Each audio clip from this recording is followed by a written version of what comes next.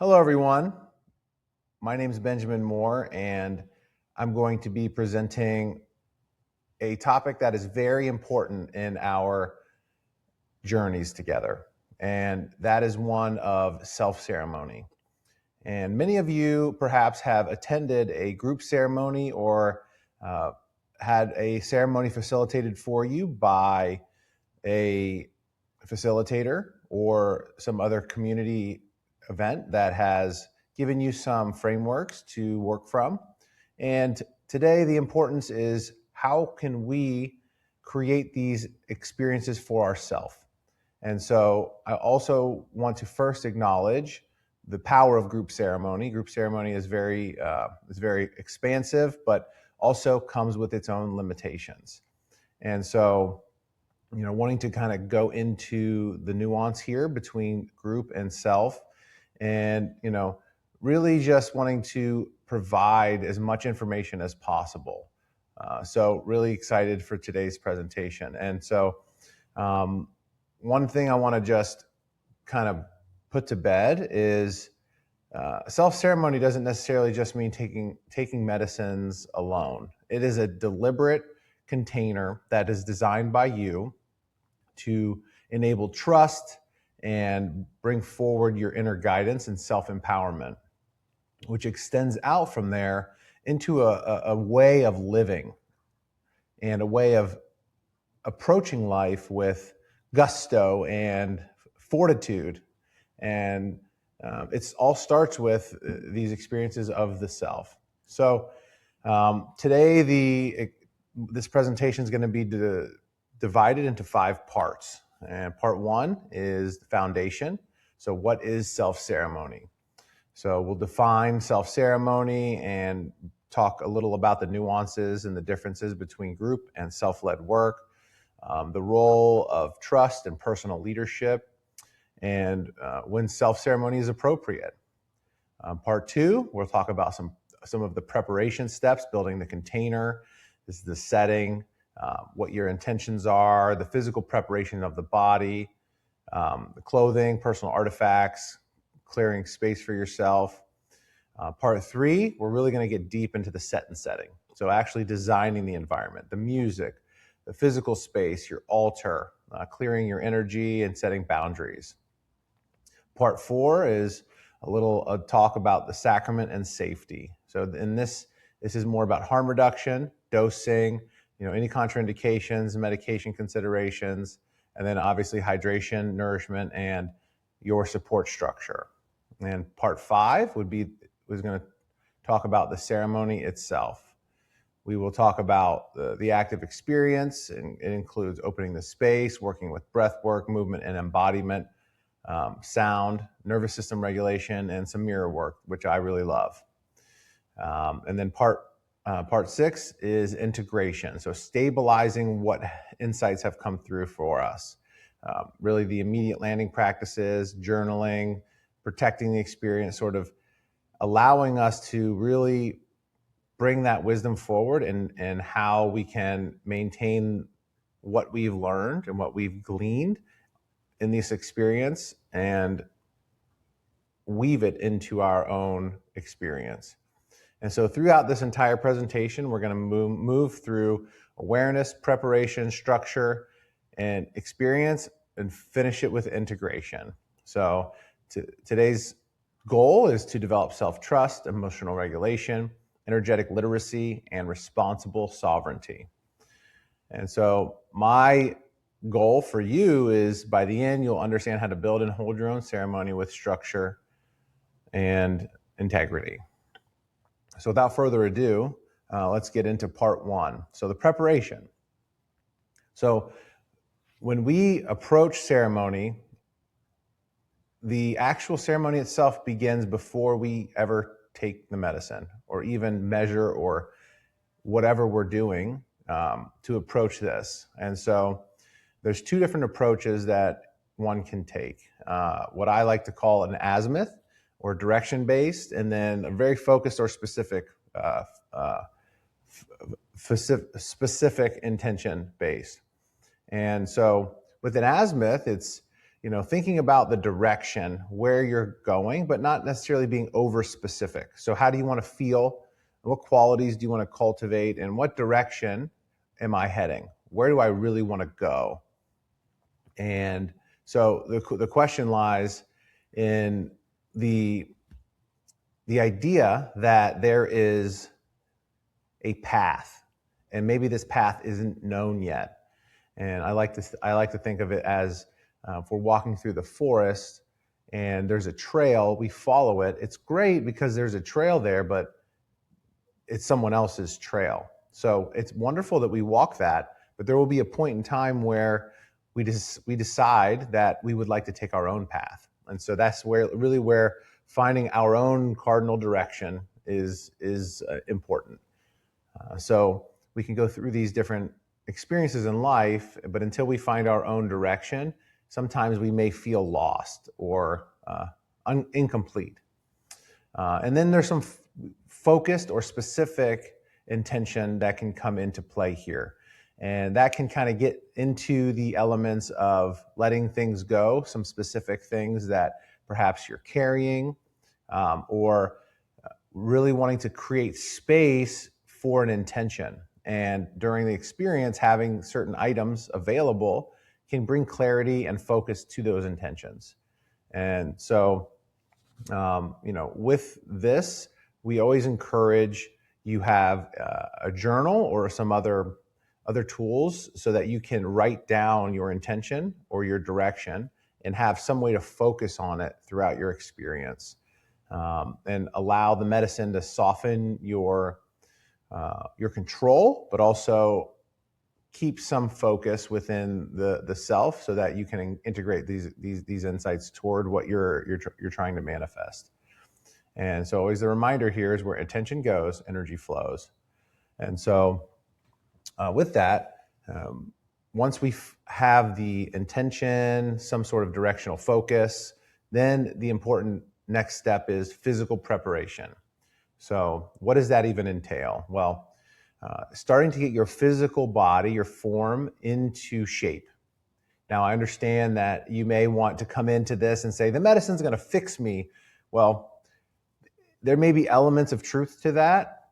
However, to get the maximum out of this experience, it's vital that we show up prepared, hydrated, with a clean diet, reducing toxins that we're putting into ourselves. So, it's very important to sort of reduce different, I would say, hormone-heavy foods and substances that we're putting into ourselves, because everything affects everything. So in this experience, if you're showing up, eating sloppy food and consuming social media and smut media and shock media, news, you're going to have a much more dense experience to move through before you get into the expansive parts. So if you clean your diet up, reducing red meats, reducing toxins, processed foods, it's going to be much better for your experience. And just like your food diet, your information or media diet also has a major role to play in your experience. And as you're moving through this expansion, you're going to move through the most recent consumption that you have before you get into space. It's like leaving the earth. And if you pack it in with all this ick, you have to go through it before you get into this expanded realm. So my approach is always fasting before ceremony. I do like a 24-hour fast, being completely empty. That way my body doesn't have anything to process physically outside of maybe some, lingering elements or toxins that are in some of the things that I've consumed, because, unfortunately, it's difficult to avoid it all. There's microplastics, there's hormones, there's things in everything. So minimizing it's always going to be more beneficial for your experience. And then, nervous system regulation practices, breath work, movement, stretching, yoga, all those things are going to help you to find more bliss in the body and enable this medicine to go deeper and deeper to help you shed, let things go, and expand. And so The goal here is to reduce the digestive load, reduce the physiological noise, and then increase your energetic clarity. And then once you have your plan and you're moving into your physical preparation, thinking about your attire, what you're going to wear and bring into ceremony with you. And so with self-ceremony, outside of a group ceremony, there's full freedom. And oftentimes in group ceremonies, we'll show up and the idea is everyone's supposed to be in white or some neutral muted color. And while I see there's benefit there, but it allows sort of the neutrality of the spirit to emerge.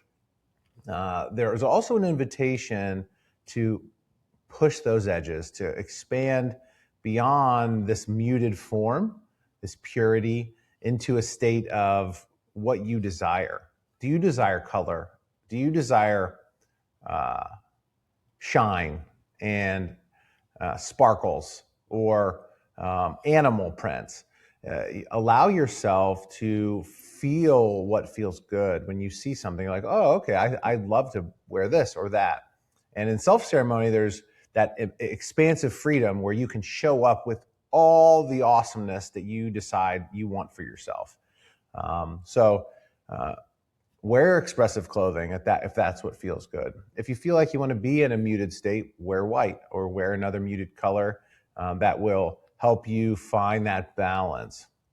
And then beyond that, being naked, no clothes at all in ceremony is a really amazing way to find that inner center if you are looking to, let's say, revolutionize yourself or welcome in the deeper spirit to emerge.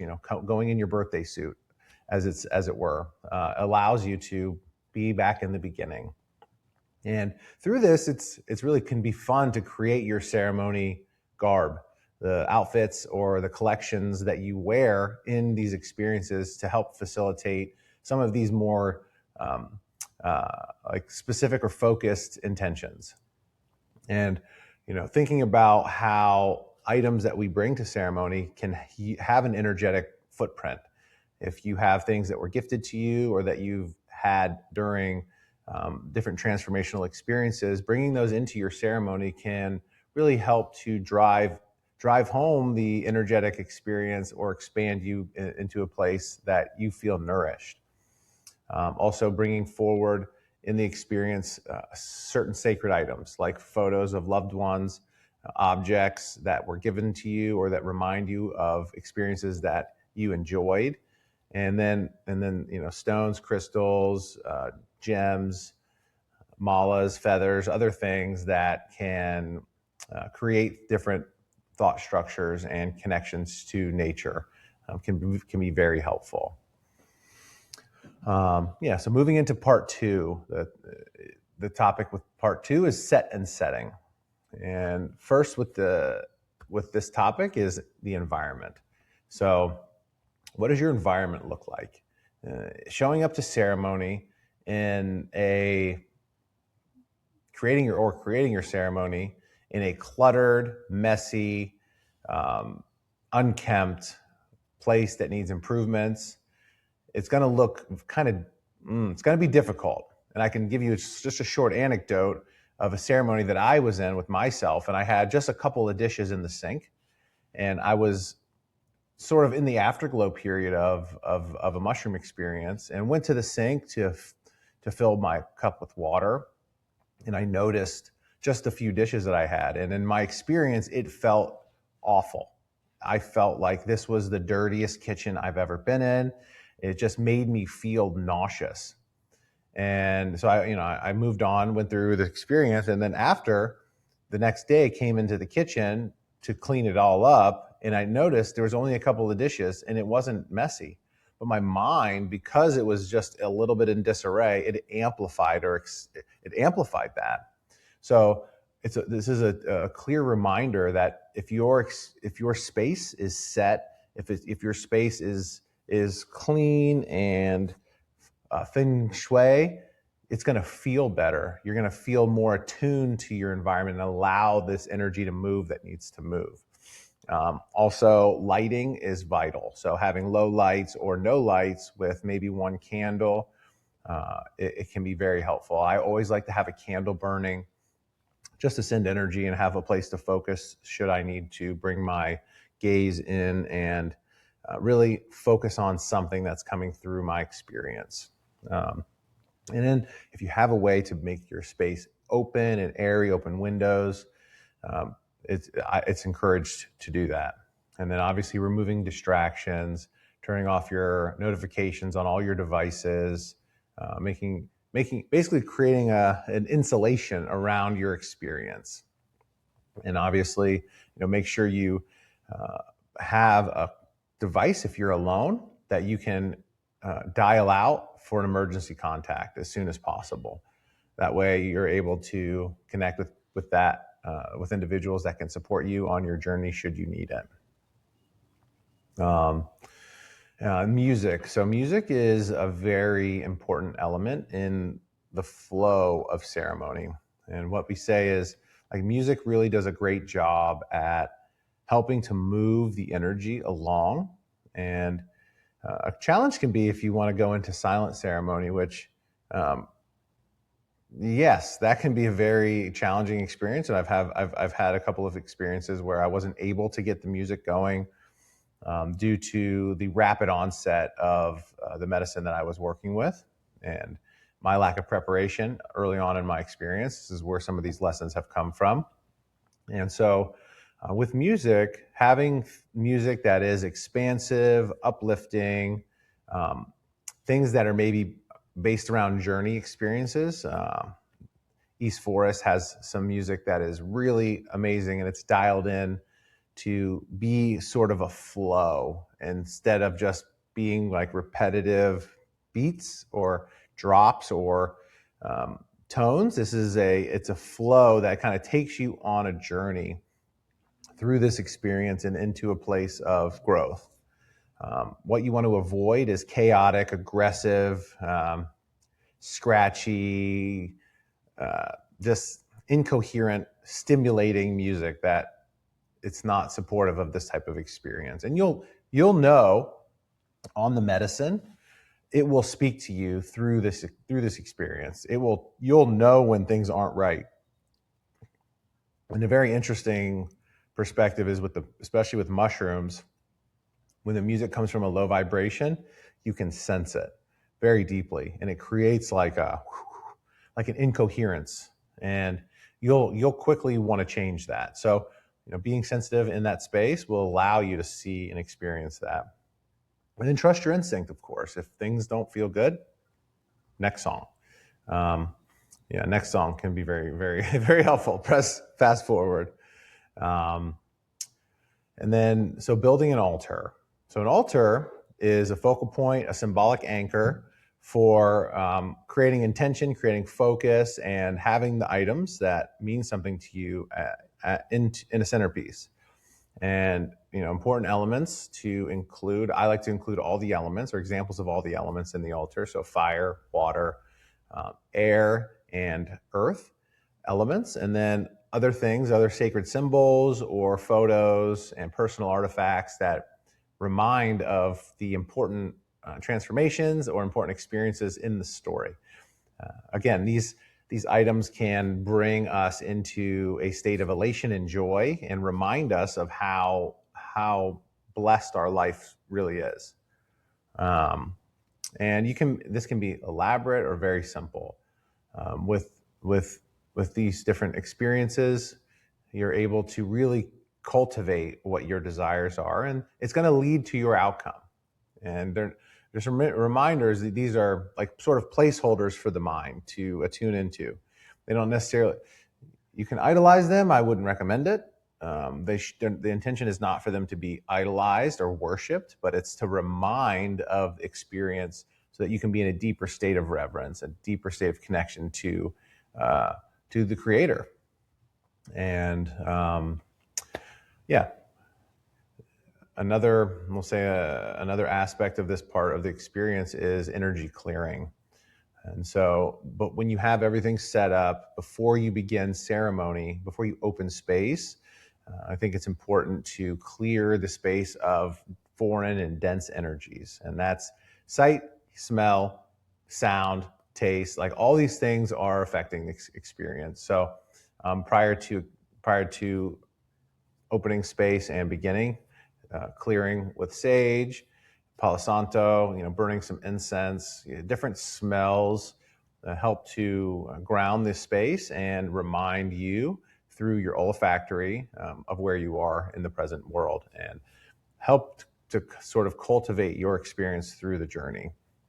And then doing breath, praying, making sounds, just again, clearing out the densities in your environment will help you along the path and really go beyond the ceremony area itself. So going through all the walls, all the corners, address the space like you're creating an energetic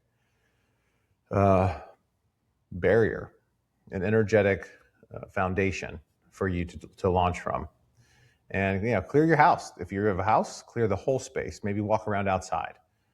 Just getting yourself into a state of that visualization and connection, and then inviting in guides or inviting in other elements that you believe can help you along the way is very, very useful for this experience.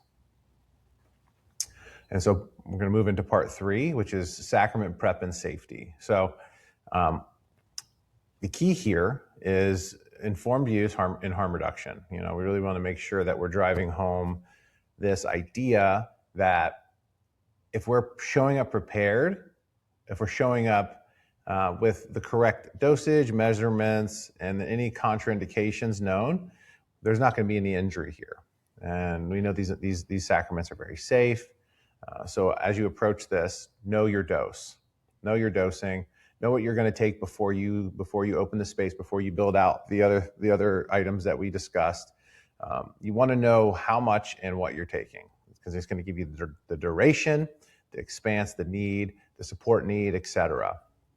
And so you'll have your dosing, your basic duration. So you're creating this time container around your experience. And obviously contraindications, knowing what contraindications are present here are very important. And so hopefully by now, if you're still working with any pharmaceuticals or supplements, really research the contraindications between those things. So it's a safe experience. So if you sort of feel something in the field wobbling, you'll know it's not the medicine harming you, it's more of an energetic experience that you need to work through.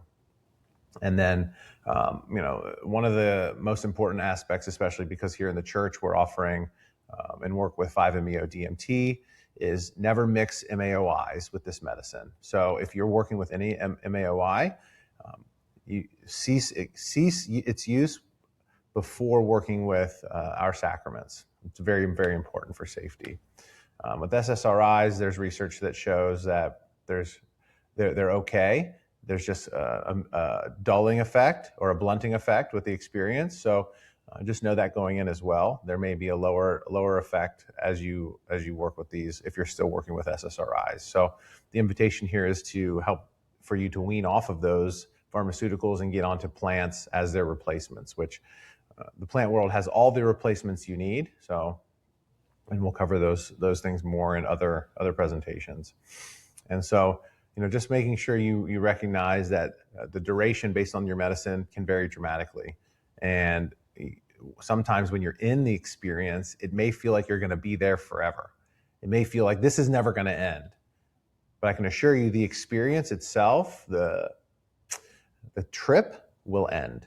And the insights that will come through there will be sometimes retained, but just know that if you're in a difficult experience, or even if you're in an expansive experience, and you're feeling like, oh man, am I going to be here forever? Yes, it will end. Excuse me, no, you won't be there forever. It will end. And so again, preparation, knowing what you're up to, what you're going into, it will help reduce any fear during the peak when you're in this intense experience. And so along the resources you want to have when you're in the ceremony are water, some electrolyte packs.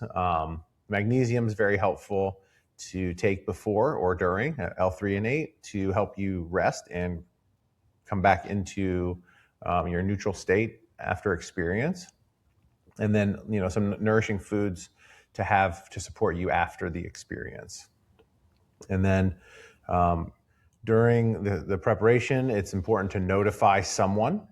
If they're not someone that's living with you or in your immediate environment, notifying someone that you're going to be going on this journey, to have a speed dial, or maybe they can check in on you somehow along the way.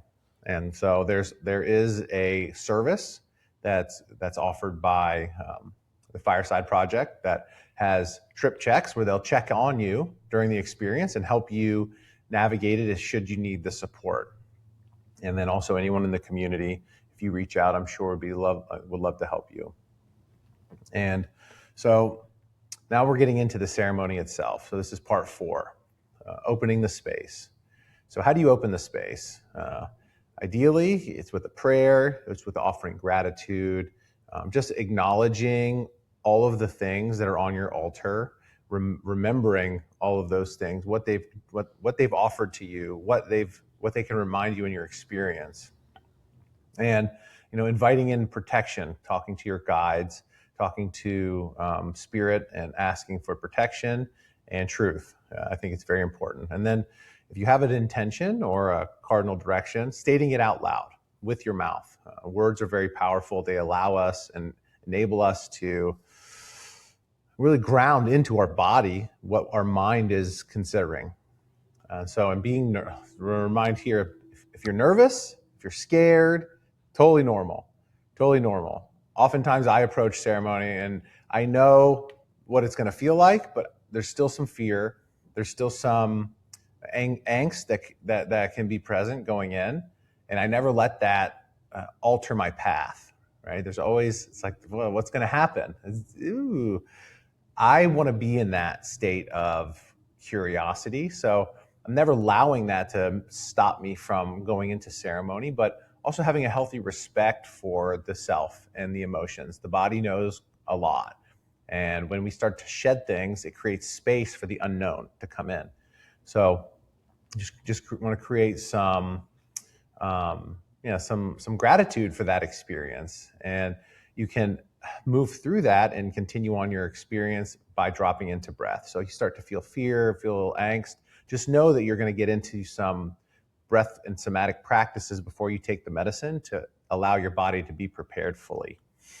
And then that prepares us for the ceremony itself, for being in the medicine or on the journey. And so as a reminder here that your breath is the anchor. It's the anchor and it's also the rudder. So the breath can allow you to have a tool to navigate some of these experiences that can be very difficult at times. And if you find yourself in a place that you're feeling stuck, you're feeling like you don't know where to go, just remember to breathe. And as you breathe, you're going to bring yourself into attunement. So sort of like a paddle, and you're going to start moving along the journey again. And it will give you something to focus on in the body outside of your head. And what this can do, again, it's like sort of turning the paddle, allowing you to move forward in some path or direction, and then navigating you. So you're able to continue on your journey. And if you're really stuck, dropping into a deep breath experience, like a breath of fire or 60 seconds to freedom, something that can pop you in, can really be helpful. And I'll find myself doing this a few times during ceremony. And if you're really an explorer, you can do some longer breath work, and that can really kind of get you into an expansive state of ego dissolution. And so, and along the way, as you're going through this experience, you may have the idea, the feeling to move. Sometimes I like to kick, like I'm running in somewhere. So I'll be laying there, kicking and getting up, dancing. The invitation is to allow your body to do the experience that feels like it needs. If you need to get up, if you need to move, if you need to roll around, express, jump up and down, dance, stretch, follow that bliss. This, because we're doing these experiences for ourselves, what we want to do is say yes to everything that's coming through that you need. Yes. Let's, as Cynthia likes to say, let the freak flag fly. Do what feels good, and you'll be rewarded for that as you grow in your process. And as you're moving and as you're in this experience of somatic expression, chanting, humming, singing, toning, growling, creating sound with your vocal cords, with your chest, allowing your body to feel that resonance. It's like, wow, you start to really feel a sense of power that's coming from you. And then while these things are happening and during the experience, I really want to drive home and speak a little about mirror gazing, or mirror work, as I call it. And so there's this idea in psychedelics that you got to, put a blanket on the mirrors, cover the mirrors, like don't look in the mirrors. And I would say that's completely false. I mean, let's approach this with some context.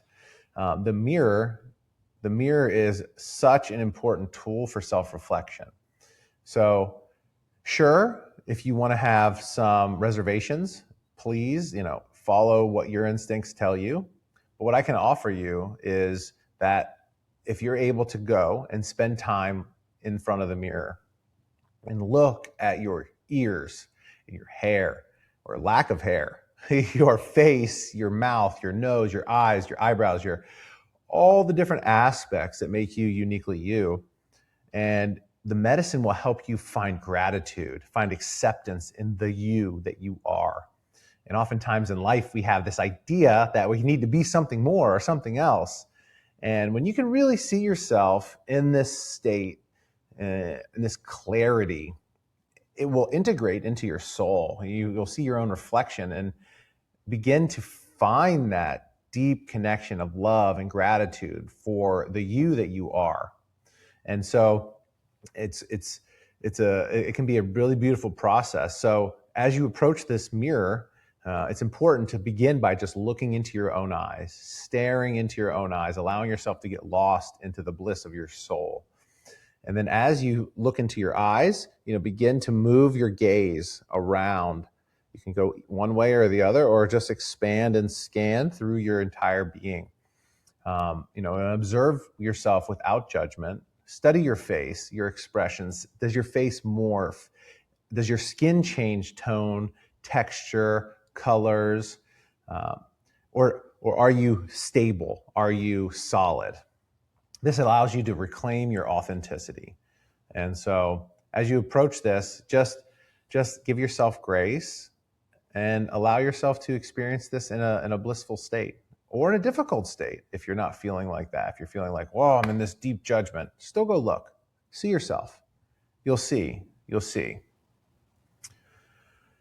And after all these things have unfolded for you and you are in a state of transformation, as you start to land, you'll start to feel this sense of like reconnection, reawareness. So the important part here is what I call the afterglow. And I'd say the most important way we can move through this is making sure you're hydrated. Have yourself some nourishing fruits or other light snacks that you can consume. I would avoid going in and gorging yourself. Stay light. Keep yourself light in the body. You can shift the music now into more wordy music, something that feels uplifting or that's connecting you with your intention. That's power. Sometimes there's power that's needed. Sometimes there's things that are like, oh, I need to hear forgiveness. I need to hear words of encouragement or peace or expansion. Follow that bliss. Allow yourself to discover new music along the path as well. And then if it feels good to you, if you're able to, go outside, feel the ground on your feet, feel the wind, listen to the birds. Just be in nature. Be a part of yourself as you are nature itself. And then obviously, as I mentioned before, being on the ground, feeling the earth with your bare feet, feeling what the rocks feel like, what the grass feels like, can be very nourishing on the soul. And one thing, I won't say one, but several things you want to avoid: any news, social media, spaces of people, and then external interpretation. This is a key. So calling your friends, calling your family, going into this deep revelation with people can oftentimes have a deleterious effect on the vision, the wisdom that you've just gained, because people are going to want to interpret your experience for you.